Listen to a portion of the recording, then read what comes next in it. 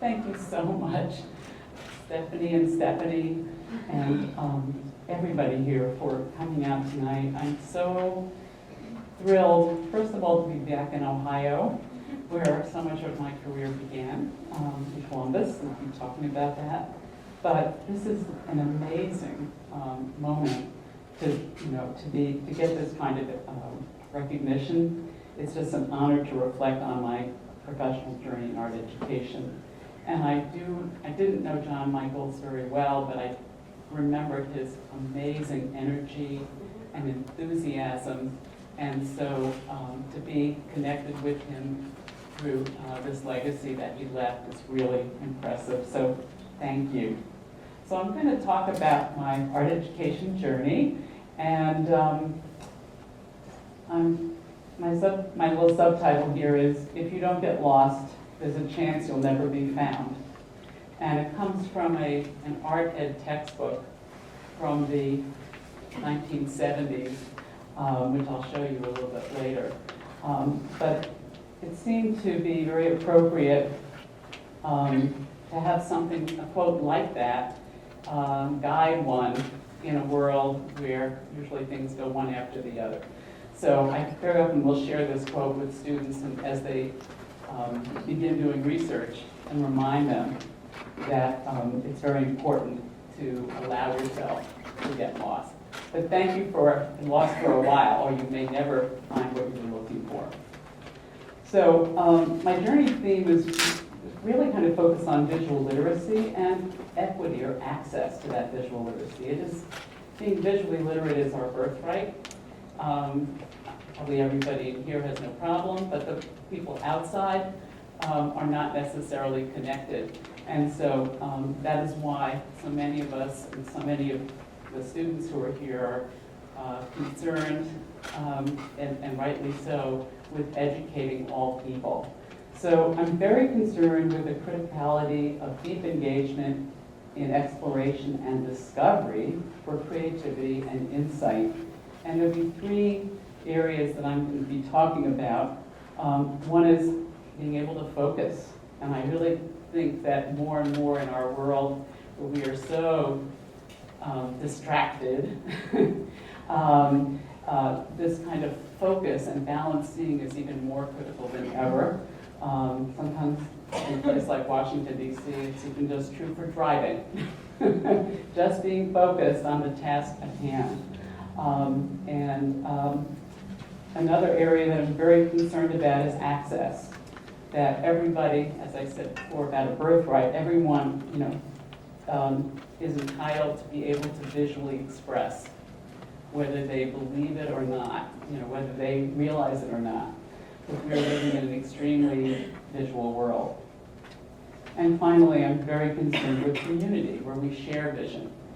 And so I'll be talking about these things, and I'm going to start with a little bit with my background and experience that kind of has led me to the work that I have done. So, can anyone relate to my early influence, Crayola crayons? Anybody? Oh, please, yes. Remember how they smelled? Remember how they looked? Remember when you were sorry when you broke one?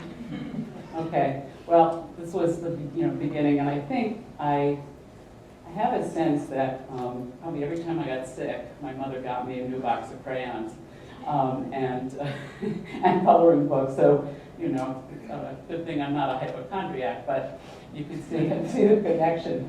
But I had some other influences. I grew up in a relatively small apartment in Queens, New York, and so crayons were, they were doable in terms of messes that could be made.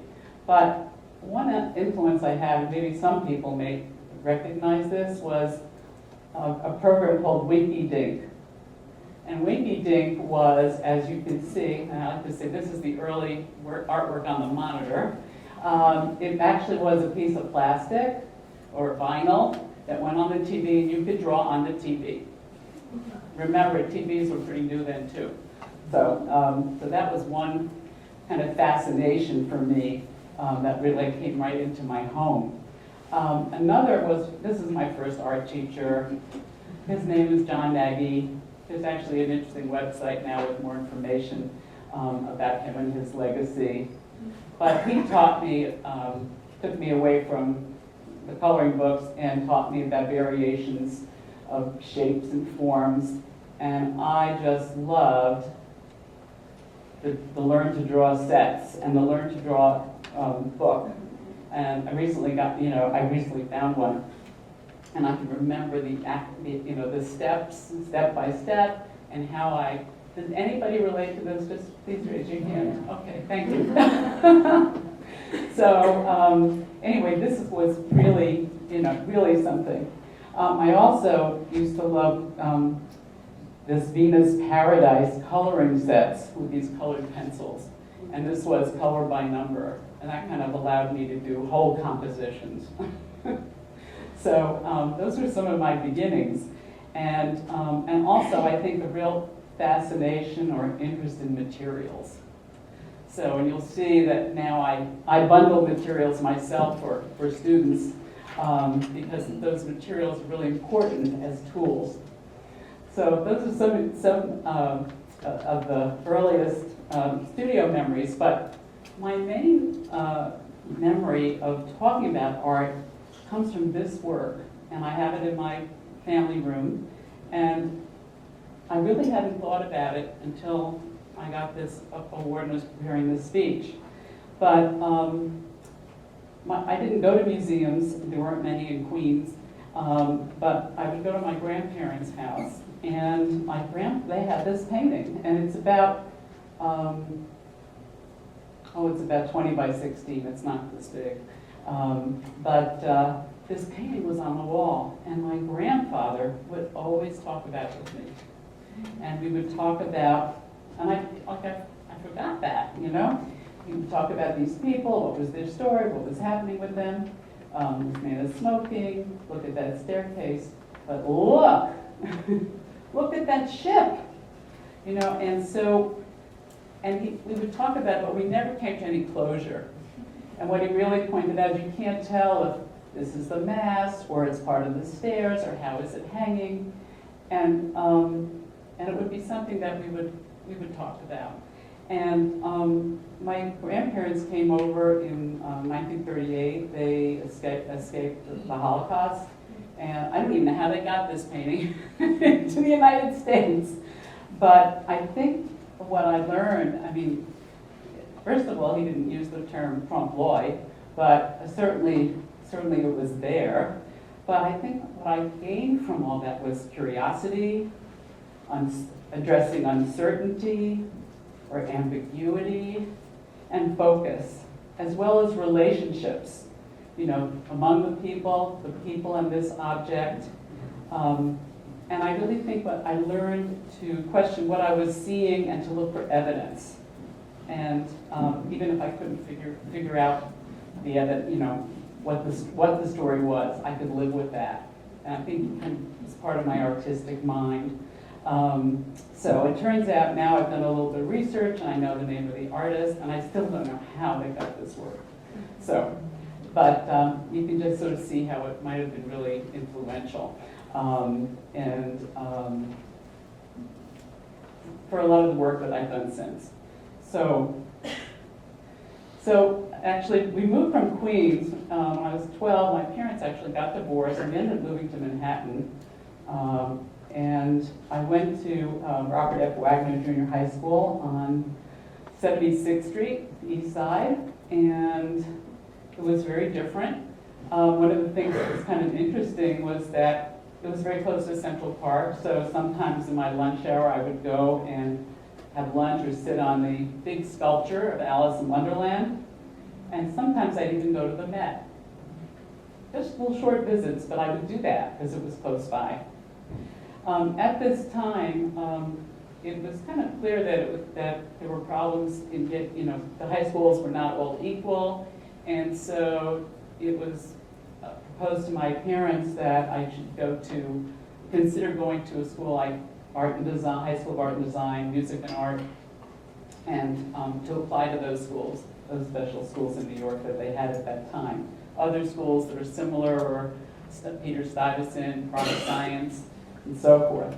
So I needed to have some art lessons. I needed some formal instruction that would take me further than the John Nagy and so forth. So I ended up taking private art lessons with Mrs. Schoen.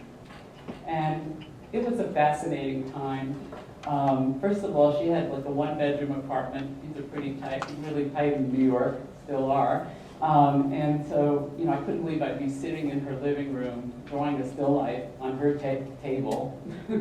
And I went out to art supply stores and I learned about color, names of colors and umbers and siennas and so forth. And so it was a very exciting time to have that kind of nurturing. And it was, I was really developing a portfolio so I could apply to the high schools in New York.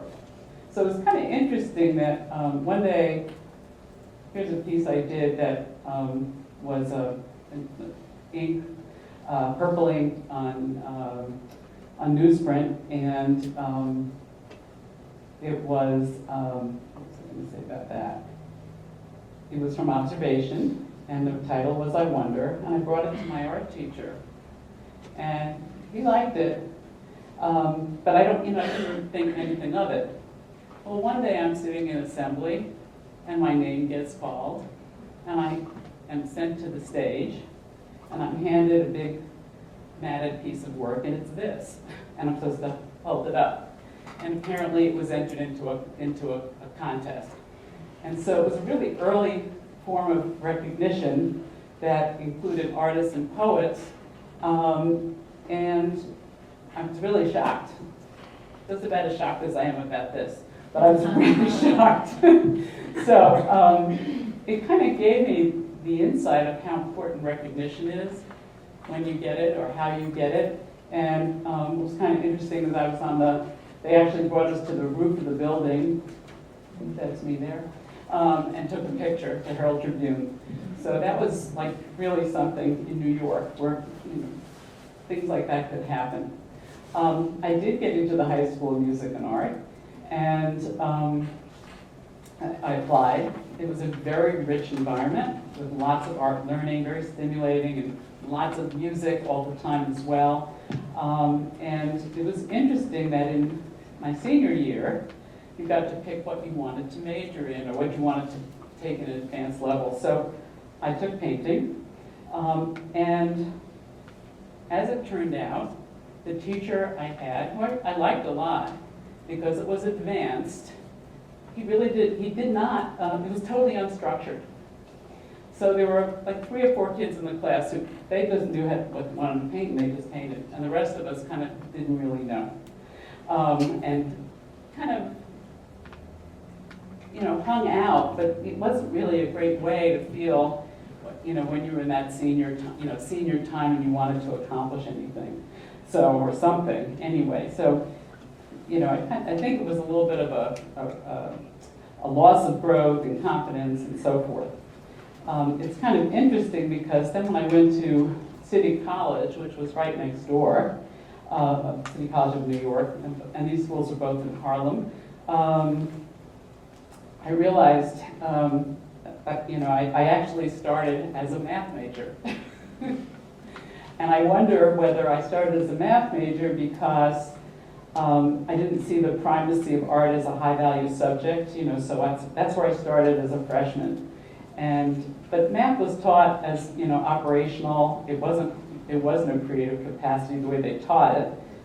I liked the calculus, but I kind of didn't get it, know why. So I switched back to art education.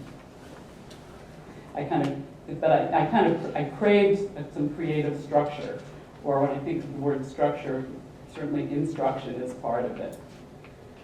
So I was at City College, and as a sophomore, I switched to art education. I worked with some wonderful professors and artists, Sherman Drexler, Joan Price, Irving Kaufman, who was very famous. I think he signed my registration a couple of times. I didn't really get to work with him. But it was a wonderful time, and we went to lots of museums and galleries on weekends and after school. A whole new world opened up, and an expansive universe was suddenly at my feet. And of course, it was the 60s, so it was a good time. So I learned about, you know, the history of our field through readings in art education by Eisner and Ecker. The cover I have on mine that I still have is a dark red canvas color, so it's, you know, the original. But I also got excited by a book called 100 Ways to Have Fun with an Alligator. And this is where that quote came from. If you don't get lost, there's a chance you'll never be found. And just something about the book from the back cover. It says, "This book is playful. It is an invitation to a party. Imaginative and beguiling, it is also deceptive. Not one of its pages preaches about art, yet none teaches anything else." So it was really a very invitational. I think you can still find some of these books for very little, you know, on the internet. But it was lots of possibility. And another book by this publisher, who, and the name of the publisher was Art Education, Inc., was Art of Wonder in the World. And maybe some of you remember this book, and Art Tempo of Today by Jean Mary Mormon.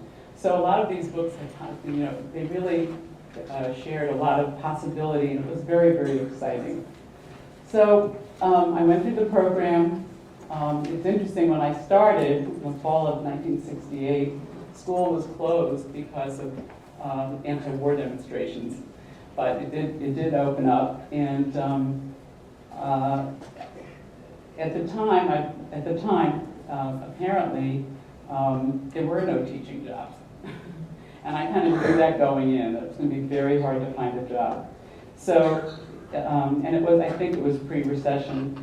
So I actually I went on interviews, I took buses and ferries, I carried shopping bags with student projects. I remember one time going to Staten Island, taking the bus to the subway, to the ferry, to the bus. And I actually got that job. But I got several jobs, as it turned out. But I ended up going to Seward Park High School on the Lower East Side.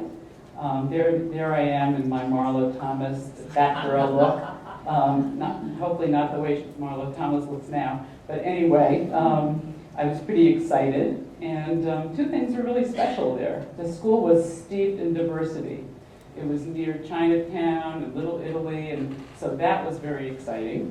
And the other thing that was really impressive was the position that I took turned out to be that of my private art teacher, Mrs. Schoen.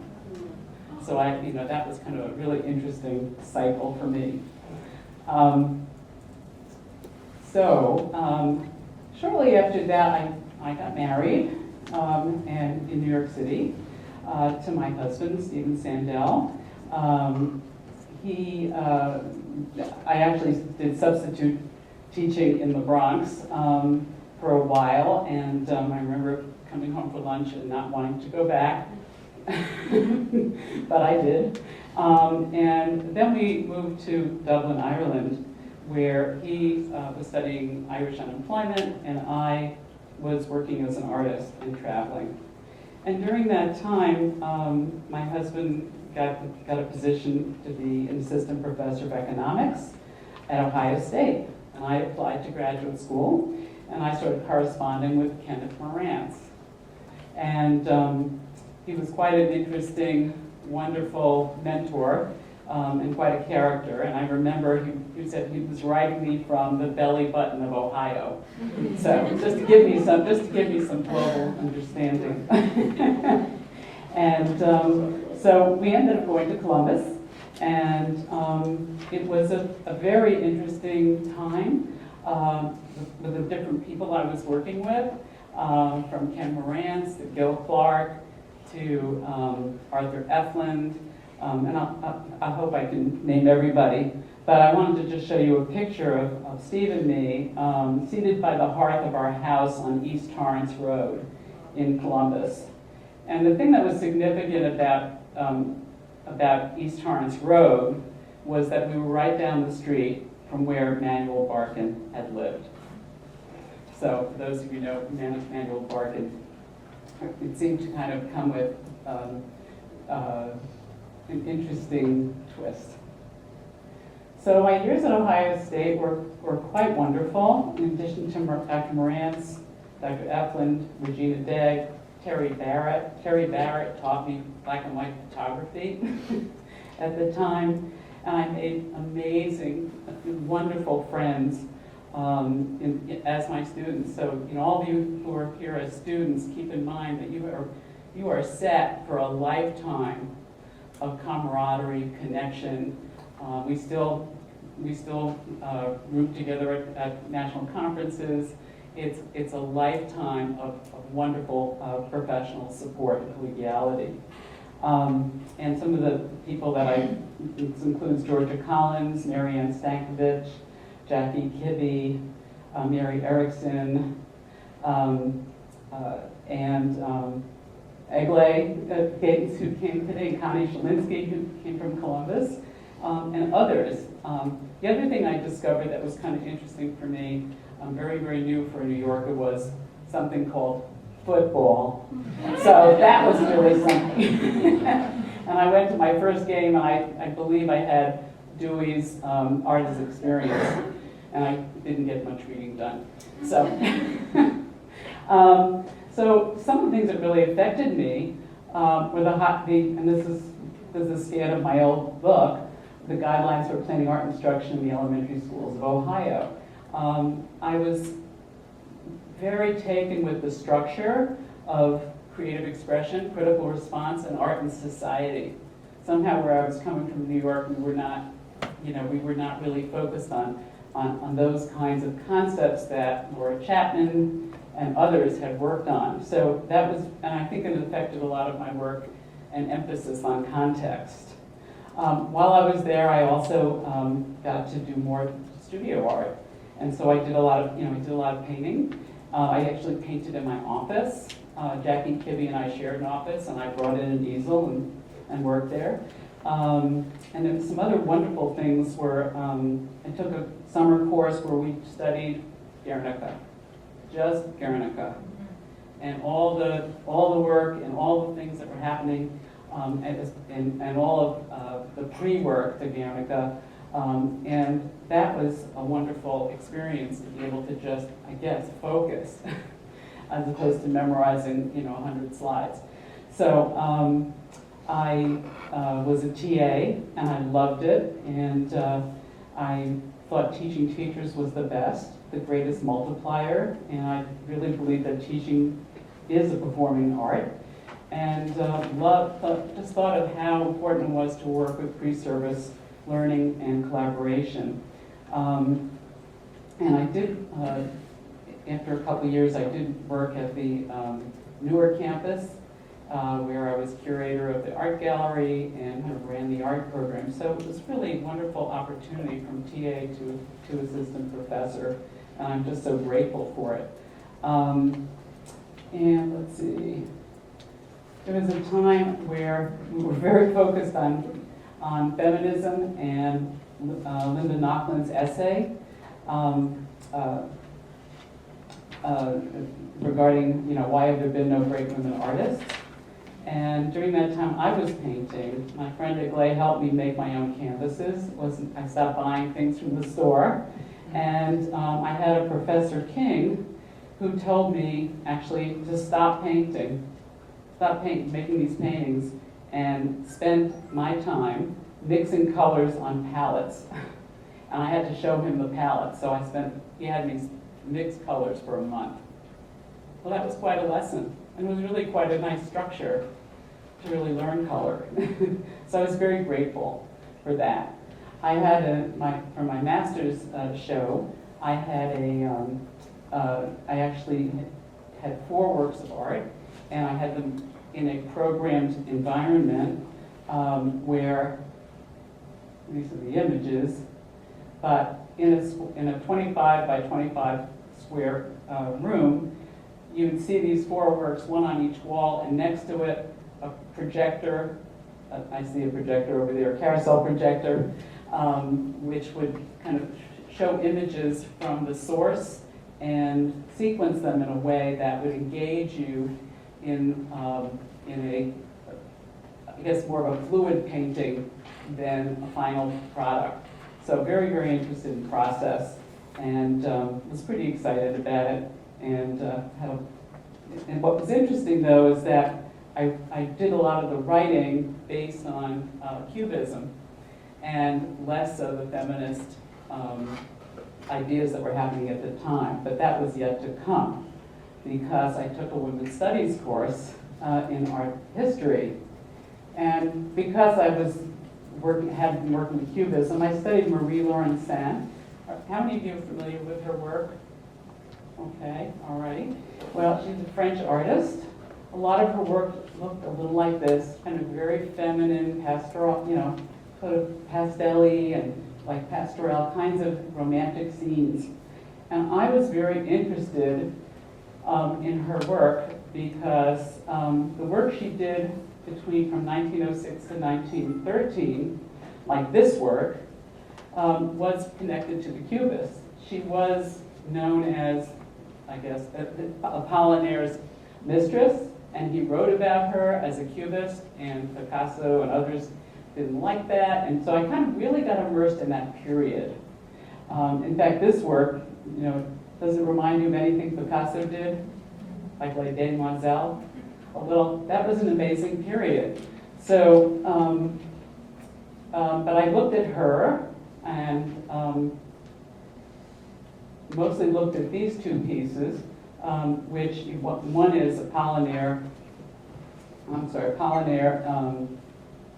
group of artists down here, and this one is Reunion in the Country. And what I studied was the iconography, where she placed herself, and that she saw herself, seriously, and how she viewed that period. And so it was interesting because this was Picasso's mistress over here, and even some feminist art history books misattributed Marie-Laurent Saint to that figure. So it was very exciting to make these discoveries, to make discoveries in art history, and be invited to publish in the very first Women's Art Journal in 1980, Marie-Laurent Saint, Cubist Muse Amour. And I actually went on to present at CAA. But what was kind of exciting also was not being an art historian, but being able to do art history anyway. So these are some of my learnings. And my doctoral work involved looking at the feminist art movement as an educational force, or feminist art education, and looking at the women's movement. And I'm going to move a little quicker because I'm looking at the time, but I looked at how the women's movement personally educated people, how it informally educated people through a visual dialogue and a written dialogue, and how it formally educated women through women's studies and to potential members of the art community.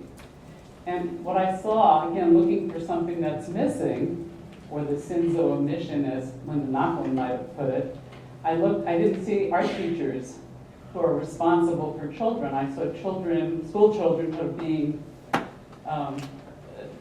neglected, to say the least. And so I really looked at, what if we envisioned, how important it is, because these children become the members of the art audience, and so forth. So that's pretty much what I worked on, and that became part of my dissertation. And I think what's going to also, what I want to bring out is that I have to visualize things to really understand them, even in an analytical way as well as in an artistic way. Not that this is, anyway. So, and this article actually was selected, editor's selection by Sandy Packard in the 50 years of studies as a choice from the 70s. So one of the most exciting things, most important things, was my collaboration with Georgia Collins. Ken Moran's introduced us. We were both working in the same issues in different ways, and we just bonded, and we would talk late at night. We'd go to conferences. We wrote articles together. We developed ideas and approaches. We came up with the term hidden stream to represent art that was anonymous, that dealt with processes that very often aren't included in the mainstream. So we really had a lot of fun with all that, and we went to a lot of NAEA Women's Caucus events. We really got to know role models like June King McPhee, I can't believe it, Laura Chapman, Mary Lou Kuhn, Meryl Dion, Kathy Connors, Julie Lindsay. We did propose a book, and we wrote Feminist Art Education in 1984. We also had Enid Zimmerman and Marianne Stankiewicz, who wrote about women in art education. So it was a very, very exciting time. And we also worked with others. So in 1996, we edited an anthology together, and we were really excited about that work as well. And then we also worked in, inside the field, outside the field, and inside the field. And finally, in 20 years later, after my dissertation, Peg Spears from Pennsylvania, she did her dissertation on feminist art education 20 years later, and we wrote together a Translations. It's a little hard to read, but Translations was it still exists. It was created, and actually Georgia Collins suggested it when she was editor of studies, and it was a way to translate theory into practice. And so NAEA still uses them, but it was very exciting to do it around issues.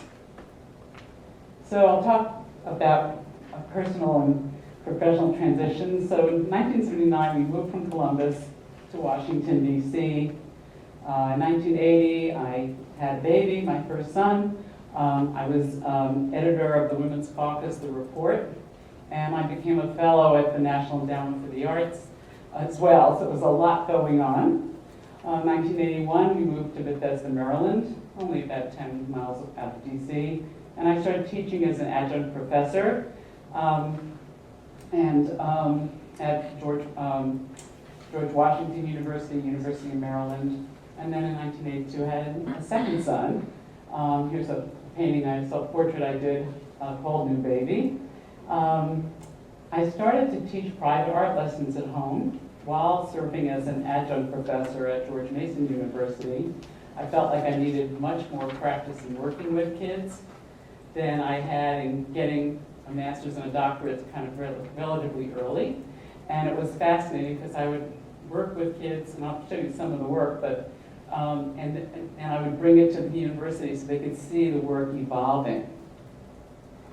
And I also wrote articles for parents, so you can't see it too well, but there's one of my son's drawing of me and his brother and his dad. In 1984, I was president of the NAEA Women's Caucus, and the book Women Art and Education was published. I did work as a consultant and trainer at National Gallery of Art, but what I was really excited about was working as a commercial curriculum consultant on artworks and portfolios, because what I found was that research can really be pragmatic. The value of the research that we did for bringing this work to children and engaging them and thinking visually really could impact on their learning. So I was very grateful for that, to have that opportunity. So I've always been interested in drawing pedagogy, and I love the art history and studio connections. So this book by Brent Wilson and Marjorie Wilson, Al Hurwitz, 3 people who've already gotten this award. I just absolutely love this book. And I'm in particular very interested in the 5 modes of seeing, so that we could even help people work from memory, observation, imagination, past, present, future, narrative, and experimental.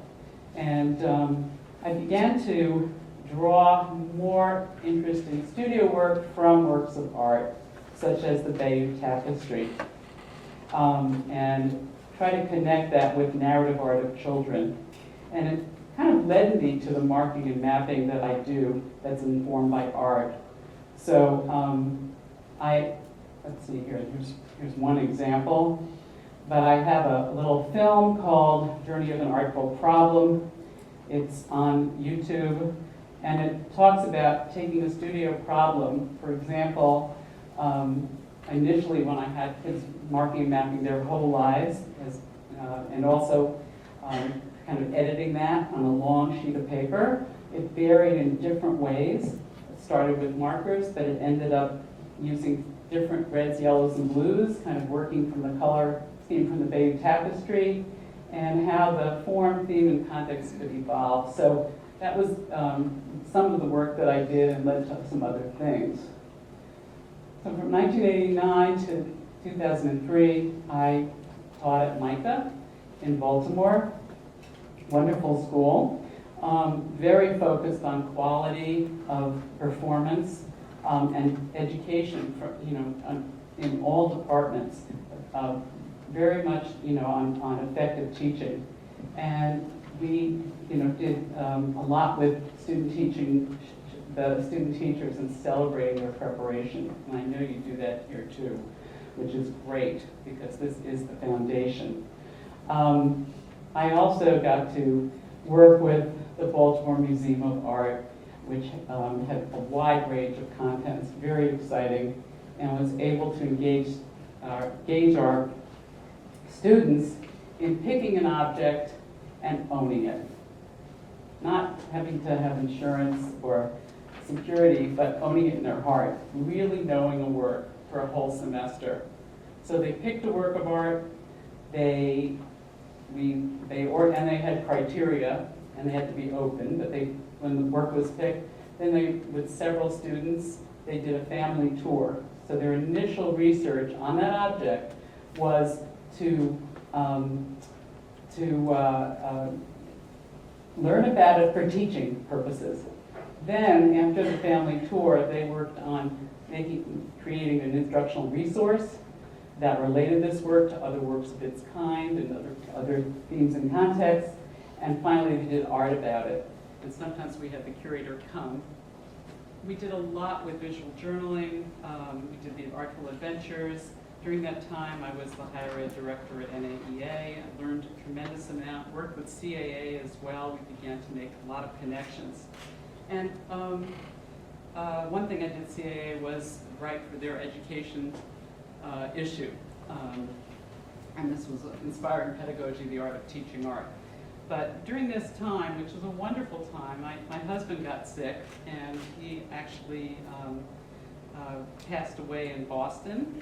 At the time, I got the June King McPhee Award, which was wonderful, and he knew he had done some really important work. He worked for the Social Security Administration. Well, he got after he passed away, he got an amazing legacy, and the creation of 4 or 5 each year Stephen Sandell Scholars for Research at Boston College, and a dissertation award at University of Michigan. So I'm very, very grateful to, his memory, his legacy lives on. But one of the things that happened when I finally went back to work, and I went out to see my student teacher and talked, well, what are you working on? She said, well, we're going to do a puppet unit. Well, I had a lot of Steve socks, and they all became puppets. And so, that made me feel so good to be able to transform material into meaning. I was also working on my own art at the time with the thought that a really good museum visit inspires you to want to go to the studio. And so I created an interactive exhibit with my work and left materials. And when people went to Saturday school, their kids would work and so forth. So that was kind of fun. And did another online painting course that I wanted to share in the gallery. And that was kind of interesting. And then from 2003 to 2014, I ended up going to George Mason University. The DC area really needed an art ed program. They only had programs up in Baltimore and down in Richmond, Virginia. So I was recruited to create an MAT program to ensure that, that the preparation of highly qualified teaching candidates for needed jobs. And so that was quite wonderful. One of the things I loved about it was the museums. So we did Artful Adventures of the Krieger, the Phillips, Museum for Women in the Arts, Smithsonian, American Art, and National Portrait Gallery. And my students came up with object-specific strategies as a creative act, and just in studying the work and focusing, they came up. So here's a story about the Buddha, with the Buddha behind Jonathan. They also loved working together with the museum educators.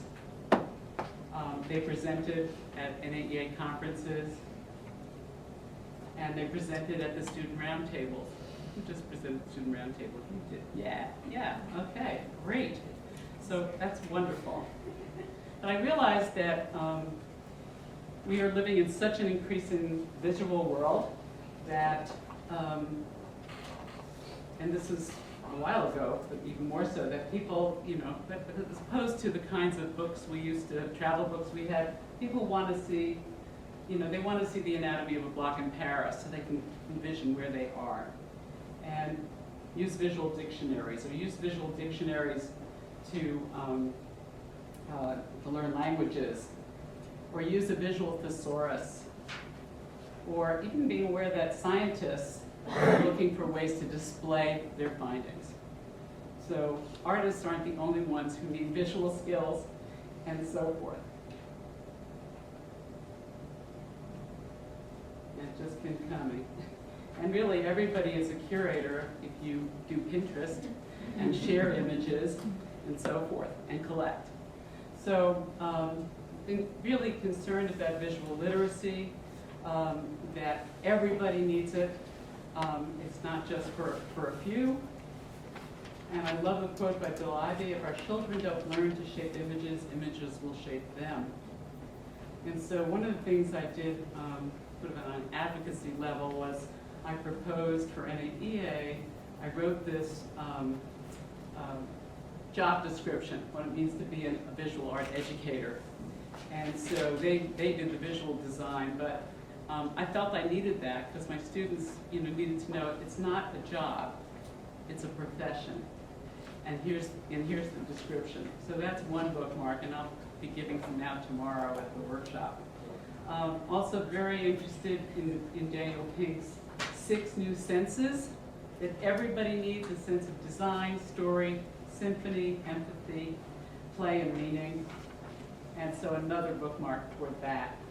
And I really challenge my students, in any lesson, you can teach all 6 of those. You just have to be mindful or intentional about it. It's not hard. So, just moving towards my interest in visualizing for decoding meaning, there are 3 key areas. One is form, theme, context, looking at how a work is, what the work is about, what's the big idea, and what's the relationships to the big idea, not just, because our kids can say, so what? And context, when, where, by whom, for whom, and why the art was created and valued from the art historian's perspective. And that gets into the significance and relevance of what we're looking at, what we're experiencing. So I started by looking at the art lesson as a work of art.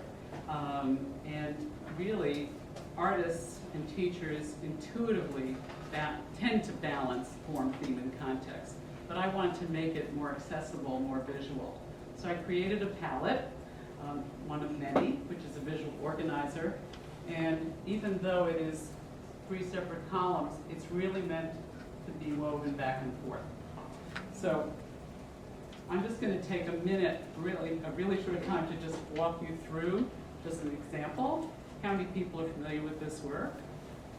Okay. How many people know the name of the artist? How many people know how to pronounce the name of the artist? Okay. Good group. How many people know the date? Okay. Well, all I needed to know when I was learning about art was this. That's what I needed to know. And I suggest we need to know more. So just to take you through, these are the criteria, things that one can look at, and I've got some examples here, so you might all of a sudden see overlap. You might notice little tiny people. Or like me, you might have noticed little people that only fairly recently that I realized that they were in pairs, which of course they would be in pairs, because how could you man the boat? And even looking at Mount Fuji in the distance. So one can look at the form and take it apart. If we had time, we would do that. One can look at the thematic qualities, the big idea. We can look at the subject matter. We can look at art historical references with water that has overtaken humans, from Noah's Ark to Watson and the Shark. We can look at, and this is a Jennifer Bartlett that was based on the Great Wave. Certainly can look at films. How many of you remember Fantasia's, maybe the first time you ever saw water just overwhelming? Well, I love the way his fingers are doing this. It reminds me of the wave, what I see in that wave. And certainly films. Jaws, Perfect Storm, and certainly Life of Pi. So there's so many references on the theme that might make this even stronger. Like, why would we look at this? And finally, the contextual qualities. When, well, it wasn't 1 year. It was this, it took time, and it was over a period. Where, Japan, a set of islands. By, for whom, Hokusai, and I don't have time to read it, but if you reread that statement about the old man mad about drawing, he talks about being persistent and taking time and looking at things. And certainly all of the events that we have experienced, from tsunamis, inconvenient truth, the Haiti tragedy, the Gulf spill. I particularly love the Chilean miners. Remember, they came up in pairs. Remember that? The next tsunami, Hurricane Sandy. I usually have to update this all the time. And I always like to have an icon in visual culture, because we are living in a time of that. So here's just a couple of images from my Great Waves Pinterest page. You can look it up if you want. Some of them are a lot of fun, actually. So you can see the variety. But the big question is, how does the balance of formal, thematic, and contextual qualities reveal layers of meaning? And so here's a palette that is filled in, but it's not meant to be an answer sheet, but rather something that you would cross out, circle, and so forth, and add to. I'm just going to continue because of the time. So rebalancing, if you think about form, theme, and context, and you realize that modernism has perhaps overemphasized form, and postmodernism has perhaps overemphasized theme, and visual culture has perhaps overemphasized context. You kind of maybe see a reason why you would like, why it makes sense to go with a balanced approach. Bill and Melinda Gates talk about the 3 R's in education: teaching from rigor to relationships to relevance.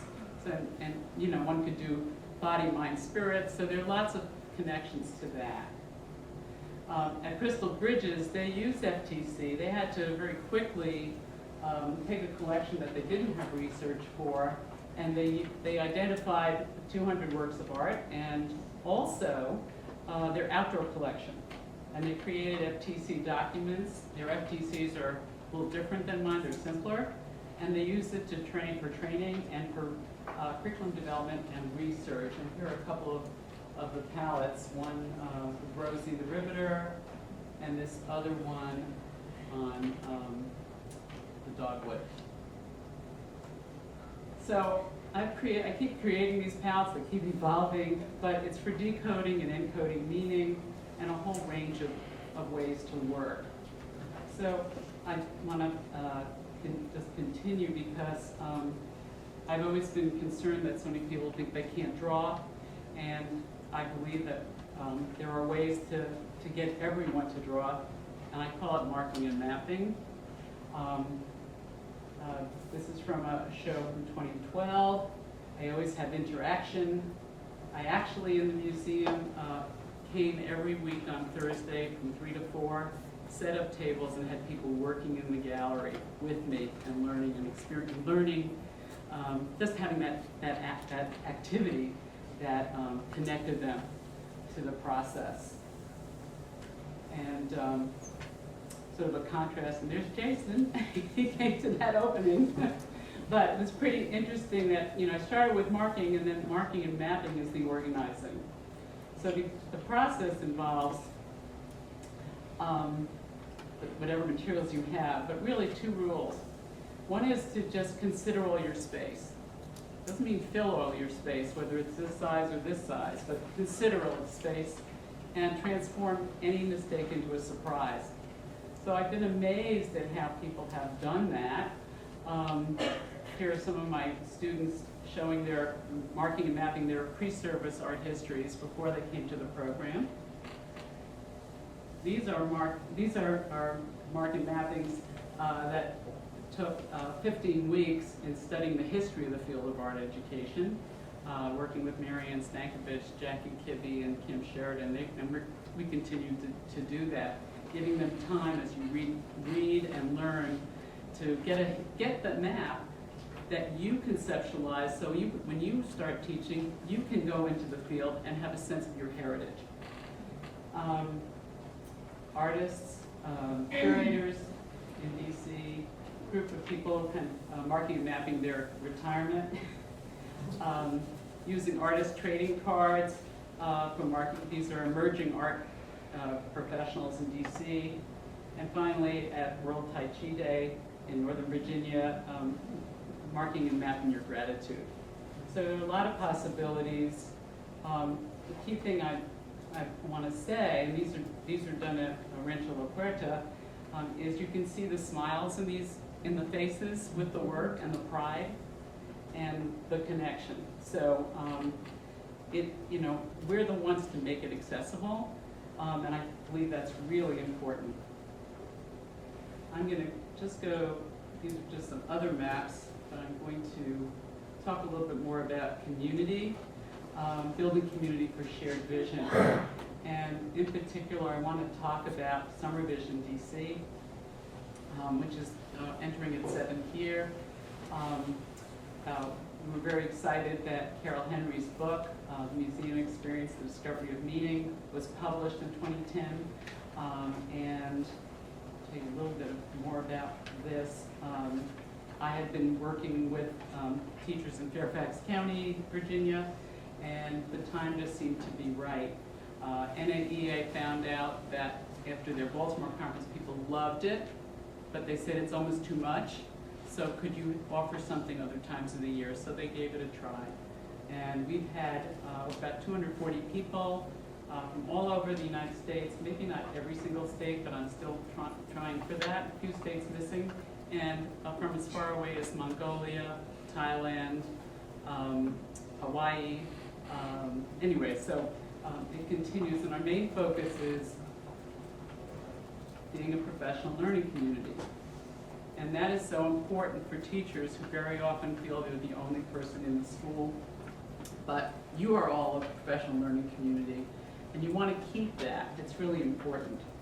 So the purpose is that the only real voyage of discovery consists not in seeking new landscapes, but in having new eyes. And so it becomes a program of renewal, of rejuvenation, people coming just for themselves. We don't tell them, don't write lesson plans, just be a sponge, just be a learner. So here are our people. We've actually had We had one pilot at Crystal Bridges last summer, but we've had 11 cohorts.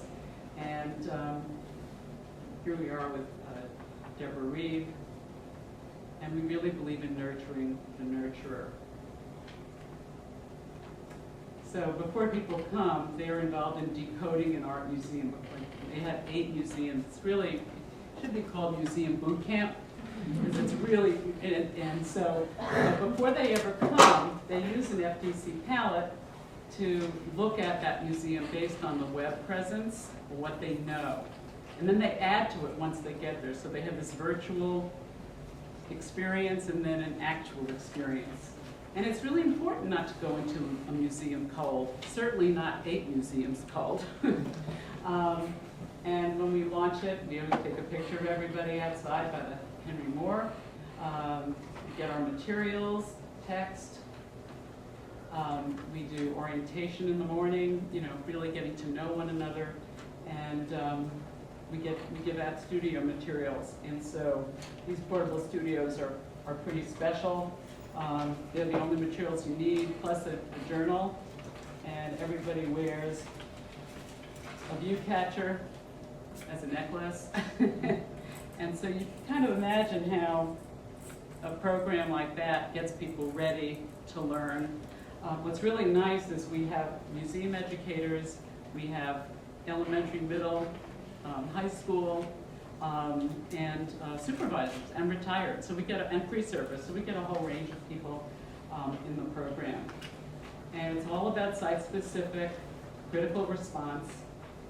I have to say, I just love this museum here. It is such an honor to be here and to have seen, you know, had an experience here this morning, and to see a museum that is so student-centered and so profound in its collection. But anyway, imagine sitting in the Peacock Room and listening to music and marking and mapping to different kinds, and then talking about which music makes more sense once you learn about the story of the Peacock Room. So go to the Building Museum, and of course it's great to be in Washington, D.C., and it's wonderful to see people, 25 people wearing Art Matters bags throughout.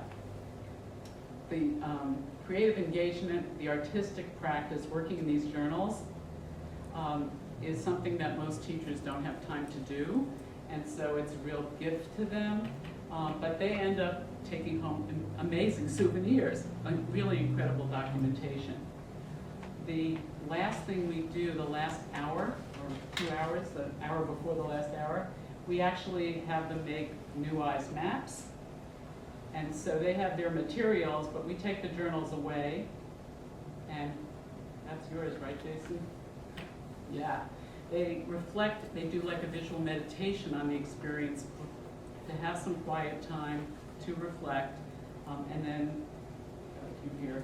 here's why. It's not a good slide, but I love that it's a great wave with the nation's capital, and one boat has Renee, and one has Carol, and the names of the people in it. So, and we have a little show in the Reynolds Center, right by the, which is between the American Art Museum and the Portrait Gallery. So they become a community of learner leaders. We use Facebook, we use Pinterest, we have reunions at NAEA conventions. We've had people present at state conventions about the experience, bringing their journals. We've had an assessment as well by Enid Zimmerman. And what she found, she talks a lot about the development of voice using her model. And we found that, and she found in her study that folks, you know, who were there really developed that personal voice that they may not have been able to do for a while, that collaborative voice and practice, and public voice or social action, being a change agent. Most people say, you know, it's July, but I can't wait to get back to the classroom. So that's really exciting. I also think it's a way of balancing creative leadership competencies. You know, what are your competencies, your comportment? What are your skills? What do you have to offer? And how do you grow that? And then your content. you may have learned something or done something, but you may not have, it may not be fresh. Or it might be different, because museums give us such wonderful opportunities to connect with objects and experience, and finally significance and relevance and value. So I kind of use the longer quote now, that the only real voyage consists not in seeking new landscapes, but in having new eyes. But a little more. Here's the additional part. In seeing the universe through the eyes of another, 100 others, in seeing the 100 universes that each of them sees. That's what we do as art educators. That's the impact of what we do. It's all about the multipliers. So, I have to say, I still wonder about that painting. I have it. I still wonder about that ship. But how I really enjoyed those open-ended discussions with my grandfather. And I reflect on its exploration and giving me a sense of exploring and discovering. And now, for this, for tonight, in reflecting on my career, the mentors, the colleagues, the students, and others on this special occasion. And I have to share my all-time favorite quote: "We shall not cease from exploration, and the end of all our exploring will be to arrive where we started and know the place for the first time." Now, as a new grandmother myself, I look into the future of my granddaughter, Simone, named after my husband, Steve, and her generation's new eyes in perceiving and contributing to our amazing visual world. Thank you.